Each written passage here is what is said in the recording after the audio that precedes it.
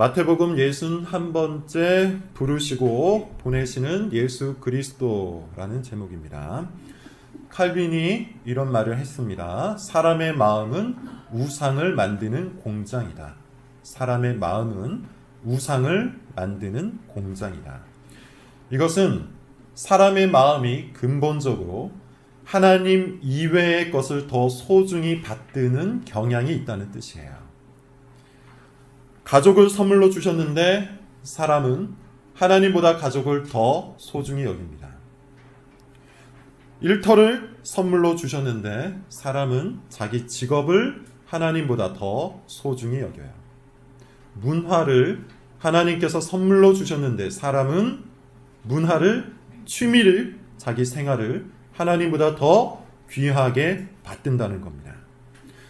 마음이 비틀어진 사람은 좋은 것을 가져다가 가장 나쁘게 사용할 줄 아는 전문가예요. 사람의 마음은 비틀어져 있을 뿐만 아니라 근본적으로 또한 게으릅니다. 모든 것에 게으른 것이 아니에요. 육적인 일에는 엄청난 열정을 가지고 있어요.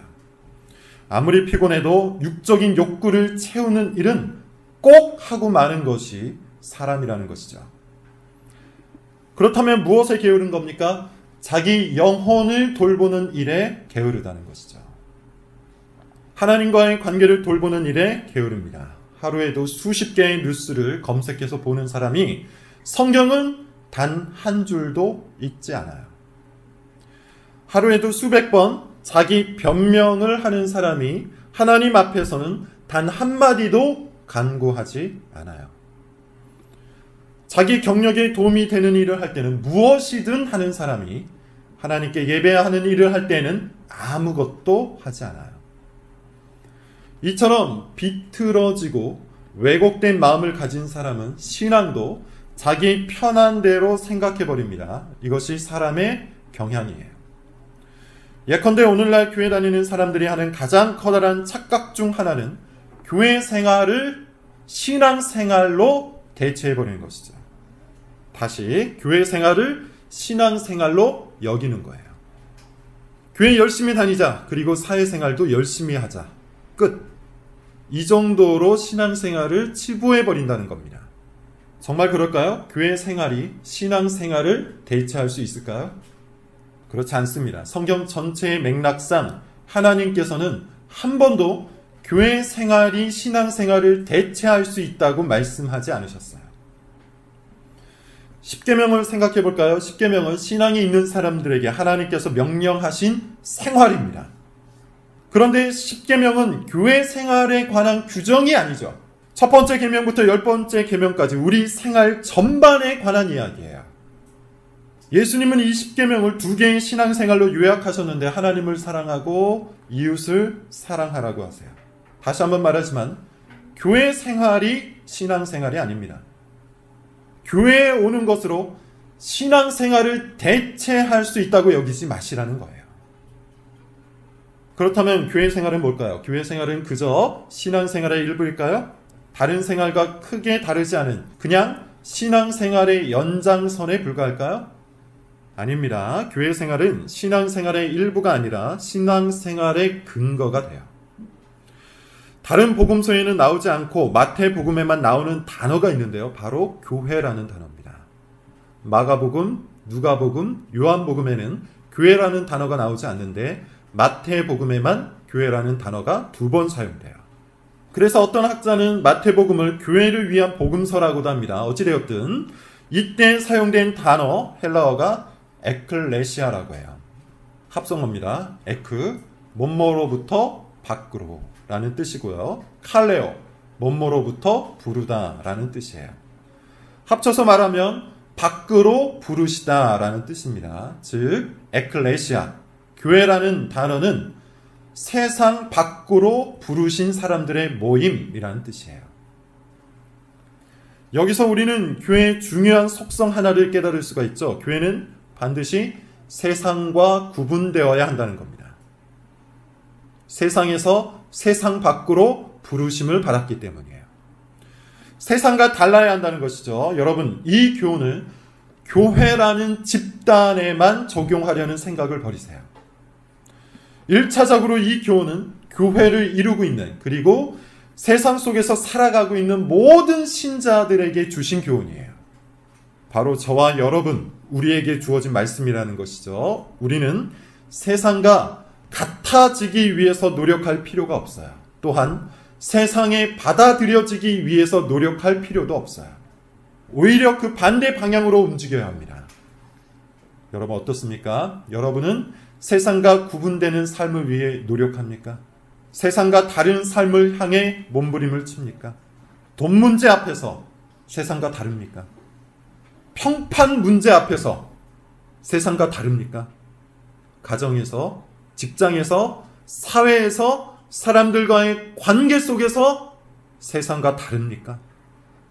우울할 때, 실패했을 때, 아플 때, 힘들 때 세상과 다르게 반응하고 있습니까? 여러분은 정말 세상 속에서 교회로 살아가고 있습니까?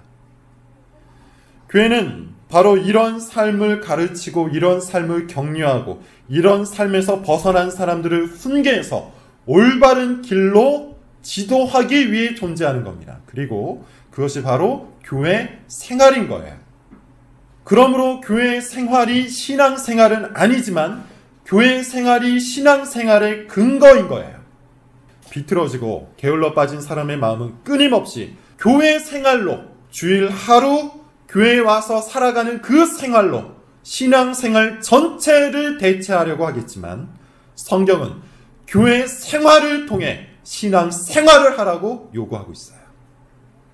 특히 오늘 본문이 이것을 명확히 말합니다. 예수님께서 우리를 불러주시죠.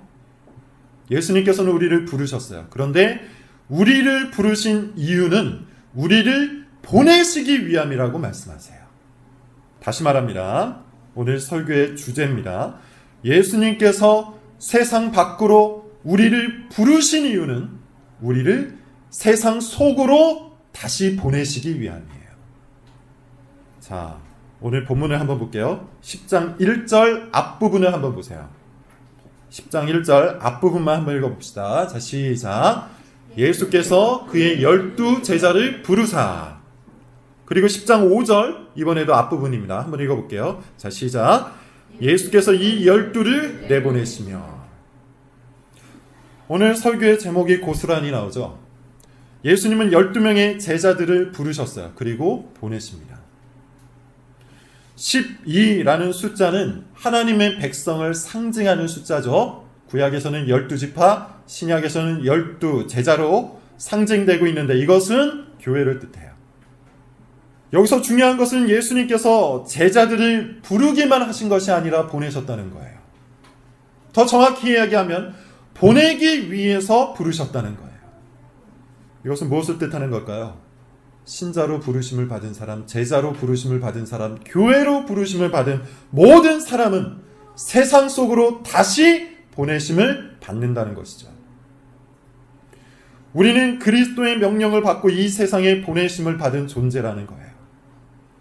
삶의 목표, 삶의 의미가 새로워지고 분명해진 존재라는 것이죠.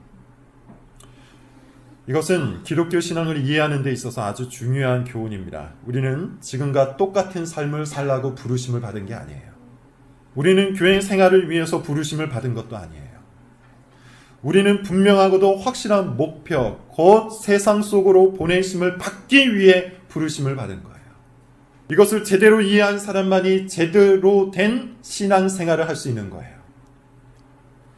교회 생활로 신앙생활 다 했다고 치부하는 것이 아니라 교회 생활을 근거로 세상 속에서 세상과 다른, 세상과 구분된 생활을 할 수 있는 겁니다. 이런 비유를 한번 해보죠. 결혼을 한 부부가 결혼 이전과는 완전히 다른 생활을 하는 것, 당연한 것이죠. 엊그제 금요일이 저희가 결혼한 지 10년이 된 날이었습니다. 정말 얼마 안 된 것 같은데 10년이 훌쩍 지나갔어요.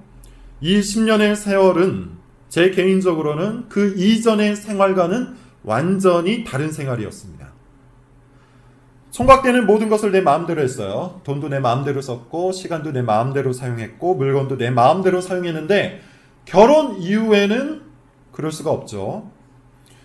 모든 것을 함께 사용했습니다. 그뿐만이 아니에요. 좋아지는 것도 달라졌고 싫어하는 것도 달라졌어요. 총각 때는 혼자 밥 먹고 혼자 영화 보고 혼자 운동하는 게 제일 좋았는데 지금은 같이 밥 먹고 같이 영화 보고 같이 운동하는 게 좋아요. 왜 이렇게 달라진 것이죠? 결혼이라는 관계 안에서 사랑으로 묶여 지내다 보니 당연히 생활이 변한 거예요.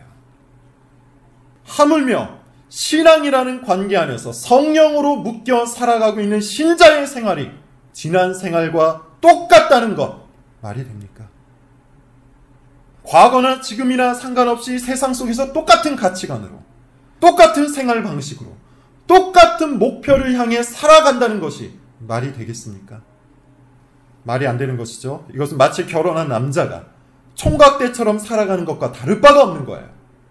결혼했는데도 다른 여자를 만나고 결혼했는데도 다른 집에 가서 잠을 자고 결혼했는데도 모든 것을 혼자 하는 것과 다를 바가 없어요.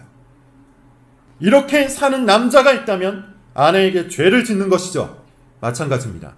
신자로 부르심을 받아 하나님과 연합한 존재가 되었는데도 세상의 것을 탐하고 세상의 평판을 두려워하고 세상 사람들과 전혀 구분되지 않게 살아간다면 하나님께 죄를 짓는 거예요.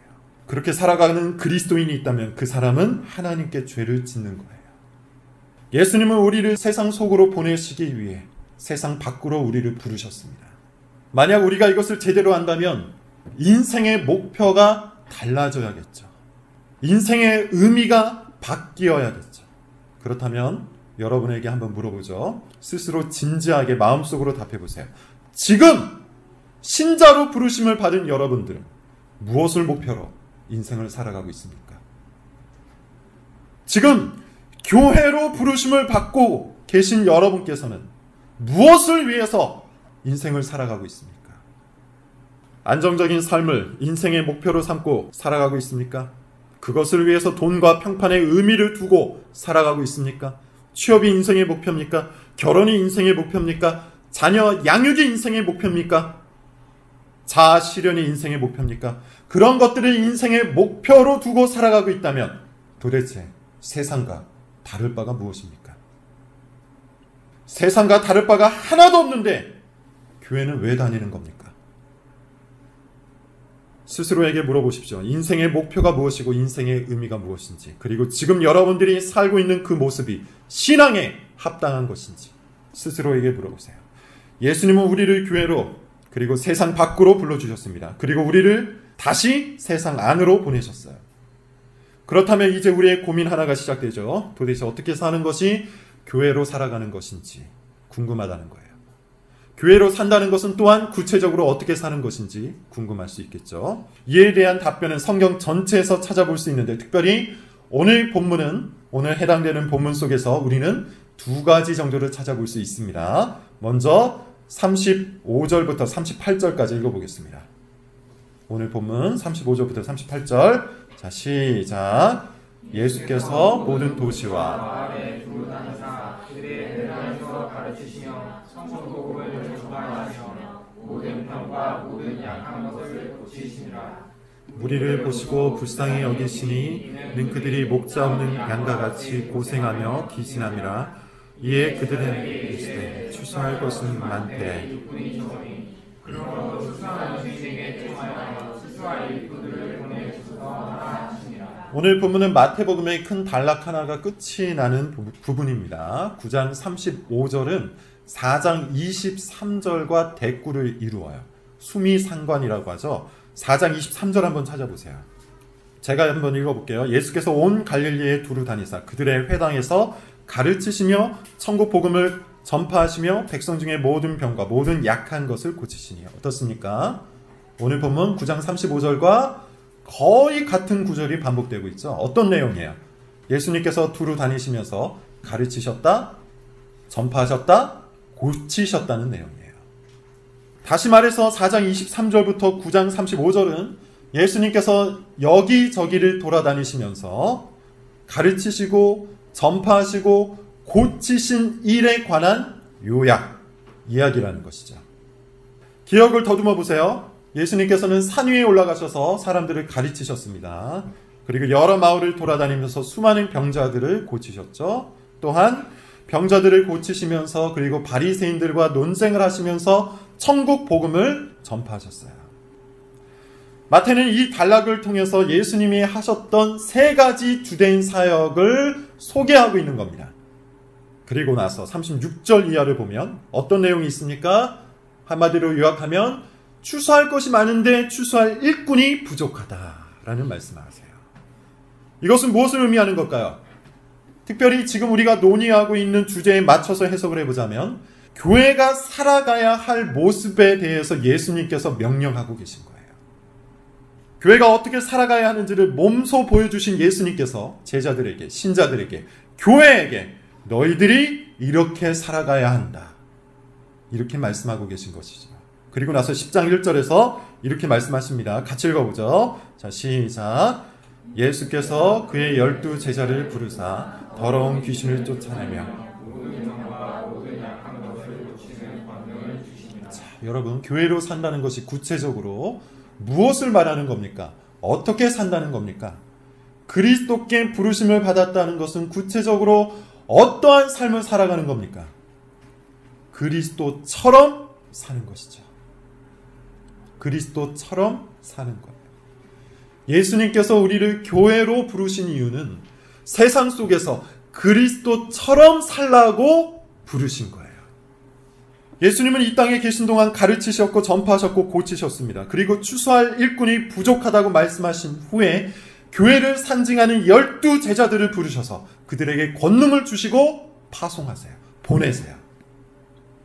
그렇다면 오늘날 교회로 살아가고 있는 우리 모두가 품어야 할 인생의 목표, 그것이 뭐예요? 그리스도처럼 가르치고 전파하고 고치는 일이에요. 이것은 결국 무엇에 관한 일입니까? 사람에 관한 일이에요. 우리는 사람들에게 가르쳐야 하고 사람들에게 전파해야 하고 사람들을 고쳐야 합니다. 여기에 인생의 의미가 있고 인생의 목표가 있는 거예요. 꼭 이렇게 분류할 수는 없지만 적용을 위해서 이것을 좀 더 구분해 볼 수 있을 겁니다. 가르치는 일은 어디에서 합니까? 교회 안에서 하는 것이죠. 믿는 사람들과 교회의 자녀들에게 가르치는 일을 해야 돼요. 이것이 우리 인생의 의미와 목표예요. 이것은 제가 여러 번 말씀드렸습니다. 우리 교회가 가야 할 중요한 방향이기도 해요. 오늘날 교회는 이 가르치는 사역을 거의 포기하고 있어요. 안 가르친다는 겁니다. 가르친다고는 하지만 아주 쓸모없는 것들만 가르치고 있어요. 교회 안에서 교양을 가르치고 교회 안에서 상식을 가르치고 교회 안에서 기술을 가르치고 있어요. 하지만 교회는 교회의 진리, 성경과 교리를 가르쳐야 돼요. 가르치기 위해서 우리에게 꼭 필요한 것은 뭡니까? 가르칠 내용이죠. 그래서 배워야 하는 거예요. 배우지 않는데 어떻게 가르칩니까? 가르칠 내용이 없는데 어떻게 가르칠 수 있습니까? 배움을 갈망하지 않는 사람은 가르칠 수 없어요. 특히 이것은 모든 부모에게 주어진 의무이기 때문에 부모인 사람, 부모가 될 사람은 무엇을 어떻게 가르칠 것인지를 항상 고민해야 돼요. 힘써 배워야 돼요. 하나님은 자녀 교육을 위해서 부모를 부르신 겁니다. 그리고 두 번째, 전파하는 일. 이 전파하는 일은 어디에서 해야 할까요? 교회 밖이죠. 가르치는 일이 교회 안에서 해야 될 사역이라면 전파하는 일은 교회 밖에서 하는 거예요. 믿지 않는 사람들에게 하는 사역이에요. 특히 우리 교회는 이 사역에 대해서 관심을 가져야 됩니다. 두 가지 이유 때문인데, 첫째는 우리 교회가 처해 있는 현실 때문이에요. 개척교회로서 우리 교회는 당연히 성장이 필요합니다. 믿지 않는 사람들을 전도해야 하고 방황하는 사람들을 인도해야 돼요. 이것은 그리스도의 명령이에요. 둘째, 오늘날 우리 시대가 전도 사역을 미워하기 때문에 전도를 해야 돼요. 다원화된 우리 사회는 배타적인 진리를 미워합니다. 그래서 적극적인 전도 활동을 위협으로 받아들여요. 기독교에 대해 안 좋은 평가도 한 몫을 합니다. 물론 우리는 이런 안 좋은 평가를 일부 받아들여야겠지만 어찌되었든 간 기독교에 대한 부정적인 시선은 전도 활동을 위축시키고 있어요. 그럼에도 불구하고 전파하는 사역은 그리스도께서 행하신 일이고 그리스도께서 명하신 일이에요. 이를 위해서 우리를 부르시고 이를 위해서 우리를 보내셨어요. 그러므로 우리는 이것을 기억해야 합니다. 우리 사회가 기독교에 대해서 비판적인 것처럼 예수님도 당시 사회에서 큰 비판을 받으셨다는 그 사실을 기억해야 돼요. 그럼에도 불구하고 예수님은 전도를 멈추지 않으셨습니다. 그런 것처럼 우리 역시도 복음 전도를 멈춰서는 안 돼요. 삶으로, 언어로 그리스도를 전파하는 일, 이것이 교회가 해야 할 일입니다. 셋째, 고치는 사역이 있다고 하죠. 고치는 이 사역은 어디에서 하는 걸까요? 가르치는 사역은 교회 안에서, 전파하는 사역은 교회 밖에서 하는 일이라면 고치는 사역은 교회 안팎에서 하는 거예요. 우리가 돌봐야 될 사람은 교회 안에도 있고 교회 밖에도 있다는 것이죠. 어떤 사람들을 돌봐야 합니까? 가난한 사람들을 돌봐야 합니다. 특히 우리는 성경의 명령을 따라서 1차적으로 교회 안에 경제적인 문제를 가지고 있는 사람들을 돌봐야 돼요. 성경은 가난한 사람에 대해 관심과 돌봄을 요구할 때 대부분 교회 안에 있는 사람들을 겨냥해요. 우리가 오해하고 있는 부분이죠. 당연히 교회 밖에 있는 사람들도 돌봐야 하겠지만 성경은 교회가 1차적으로 관심을 가져야 될 대상은 교회 안에 있다고 말해요. 우리 가족도 제대로 돌보지 못하면서 누구를 돌볼 수 있단 말입니까? 또 누구를 돌볼 수 있을까요? 상처 입고 슬퍼하는 사람들을 돌봐야 합니다. 인생에 큰 위기를 겪고 있는 사람, 상실과 결핍 속에서 괴로워하는 사람, 정신적인 문제로 힘겨워하고 있는 사람, 이런 사람들을 우리는 돌봐야 돼요. 당연히 육체적인 질병 속에서 고통당하는 사람도 돌봐야 합니다. 중요한 것은 뭐죠? 사람을 고치는 이 사역은 예수님께서 우리에게 직접 명령하신 인생의 목표라는 겁니다. 자, 여러분, 가르치는 사역, 전파하는 사역, 그리고 고치는 이 사역은 인생에 더해진 옵션이 아니에요. 해도 되고 안 해도 되는 그저 그런 인생의 목표와 의미로 우리에게 주어진 말씀이 아니에요.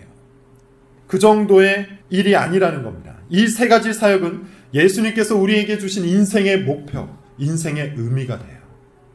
우리 모두는 인생의 목표를 이 세 가지에 맞추어서 살아가야 한다는 겁니다. 우리가 가지고 있는 모든 시간, 모든 물질, 모든 재능을 여기에 쏟아 부어야 한다는 겁니다. 교회 안에서는 힘써 배우고 가르칩니다. 교회 밖에서는 복음을 자기 삶으로, 자기 언어로 전합니다. 교회 안팎에서는 상처 입은 사람들을 돌봅니다. 얼마나 단순하고 얼마나 명료한 인생의 의미입니까? 무엇을 하든지 상관이 없어요. 가정주부도 이 일을 위해서 부르심을 받은 거예요. 직장인들도 이 일을 위해서 부르심을 받은 거예요. 학생들도 이 일을 위해서 부르심을 받은 거예요. 우리는 자아 실현을 위해서, 생존을 위해서 부르심을 받은 것이 아니라 보내심을 받기 위해 부르심을 받았어요. 자, 그리고 이것을 위해서 우리가 해야 할 일이 하나 더 있습니다. 오늘 본문 10장 2절부터 4절을 한번 읽어보죠. 10장 2절부터 4절입니다. 자, 시작. 12 사도의 이름은 이러하니 베드로라 하는 시몬을 비롯하여 그의 형제 안드레와 세베대의 아들 야고보와 그의 형제 요한, 빌립과 바돌로메, 도마와 세리마테, 알페오의 아들 야고보와 타데오, 가나나인 시몬 및 가룟 유다 곧 예수를 닮은 자라.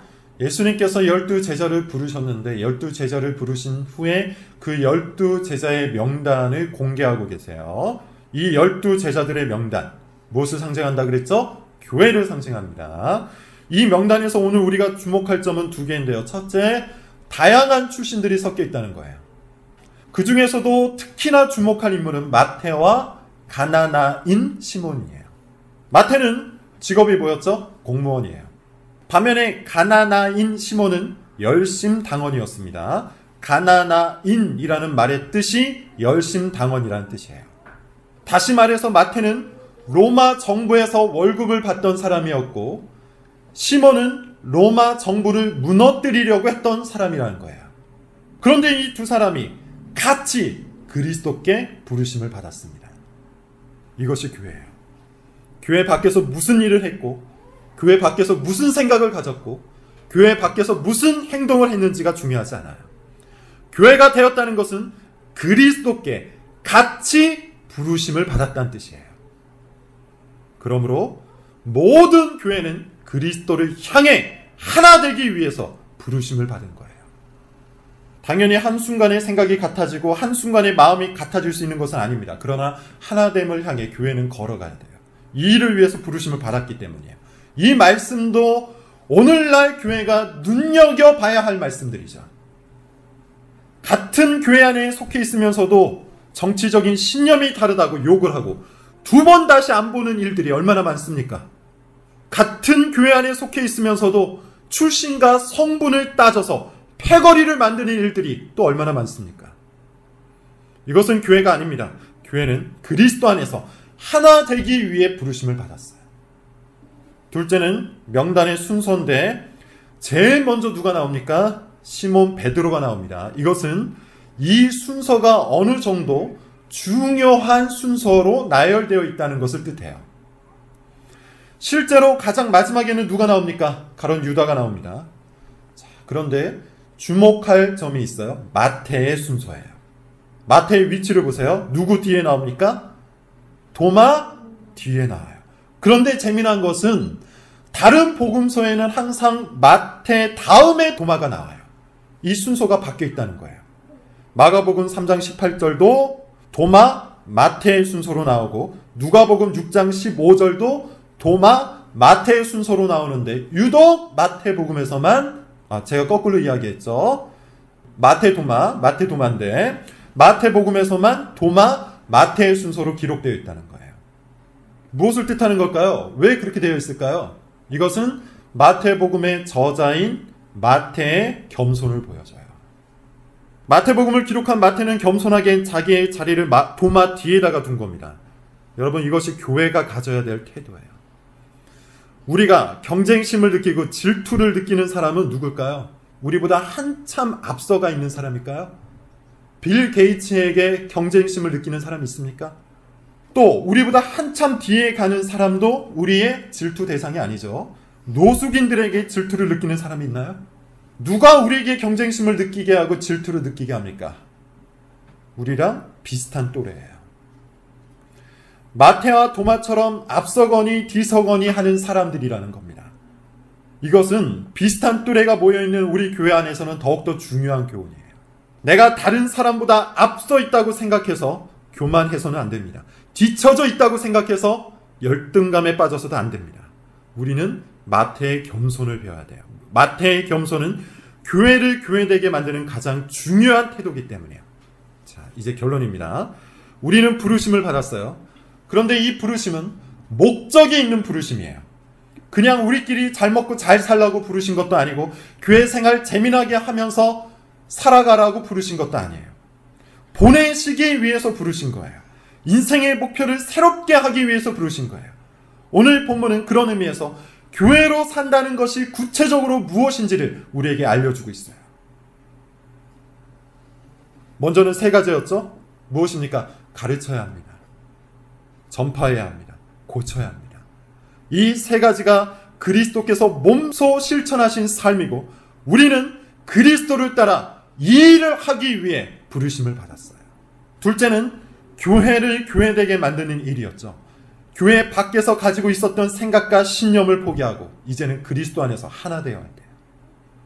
그리고 이것을 위해서 꼭 필요한 것이 겸손이에요. 다시 한번 강조합니다. 우리는 보내심을 받기 위해 부르심을 받았어요. 우리는 예전과 똑같은 인생을 살도록 부르심을 받지 않았어요.